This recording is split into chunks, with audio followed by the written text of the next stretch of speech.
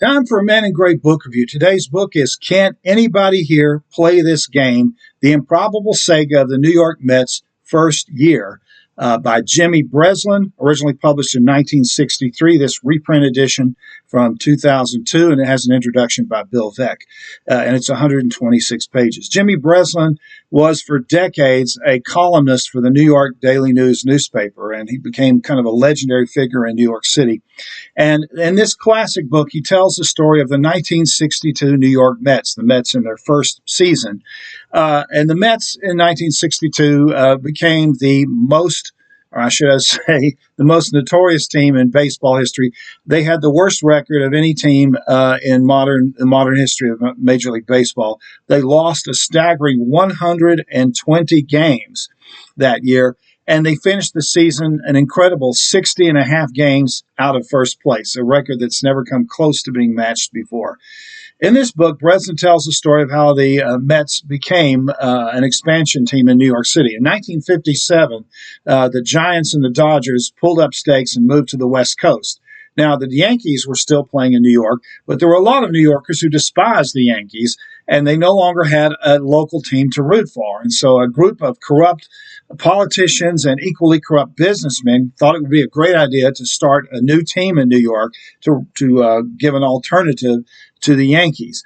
The problem was the Major League Baseball executives decided that the way to create this team was to have every team donate a player to the Mets, and there were no restrictions on it. So, of course, they donated their worst player, or one of their worst players, and so the Mets was made up of a team of misfits, a bunch of rookies that hadn't panned out, or people who were over the hill and couldn't cut it anymore, and just a bunch of journeyman players who, weren't all that great.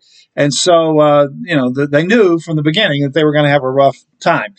So to help publicize the team, they hired the legendary Casey Stengel, one of the greatest baseball managers of all time.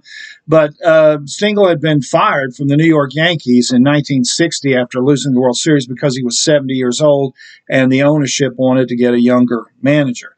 So Stengel agreed to take on this new team of nobodies, and Stengel was a great manager, but he was equally great at publicity. He talked up the team at every chance he got. He coined the term the Amazing Mets, which stuck. And whenever he was doing an interview, he'd say, "You've got to come down to this stadium and watch the Mets because every day they find a new way to lose, a way to lose I've never known before." So you might think that this would have been a disaster, but as Breslin points out in this book, the team actually picked up a following very early on, and in some days there were actually more people in the bleachers for a Mets game than there were for the Yankees, despite their ineptitude. And as he points out in here, the part of it is everyone loves an underdog, and the Mets were the ultimate underdog. They were absolutely dreadful at just playing basic baseball. And also, they seemed like they were having fun. These were people who never thought they would be able to start. Many of them were sitting in the dugout the whole time. Suddenly they were starting on a team. They tried their best. They just weren't very good at it. And that appealed to a lot of people. Of course, the Yankees were famous for winning pennants, but they were also a corporate team with kind of a stuffy attitude and the pinstripe suits and everything. So the Mets were exactly what the owners hoped they would be, an alternative to the Yankees. And so as the story goes through, the team lost game after game after game, but they still maintained a fan base. And Breslin goes into all of that. Now, Breslin was also famous for his wittiness. He was always coming up with clever, kind of cutting, witty statements. And there's one in here that I've always remembered. I'm kind of paraphrasing here, but he said, every successful businessman thinks he can go into politics. But if they try that, if they run for office and win, a year later, the public's ready to garrote them. And every successful politician thinks they can be a great businessman. But if they quit politics and go into business, a year later, they're filing for bankruptcy. Because there's two different skill sets there. Politics and business are not exactly the same thing. So I've always remembered that in here.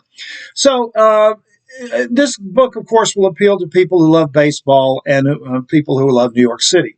But even if you don't care at all about baseball, and you can't stand New York City or New Yorkers, this book is still really a fun read. It's a fascinating story of how this inept team came together and played and managed to get through the season despite losing game after game.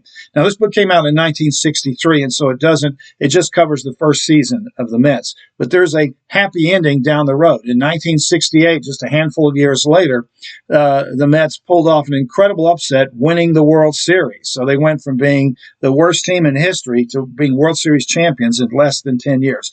Probably the most remarkable turnaround for any sports team in American history. In fact, I was a little kid when the Mets won the 68 World Series, and I still remember it. I've never seen any group of people so happy as the fans and the players when the Mets won the World Series. Joe Garagiola went on TV and said they went from being a laughingstock to being world champions. So it shows you that with time, anything can happen.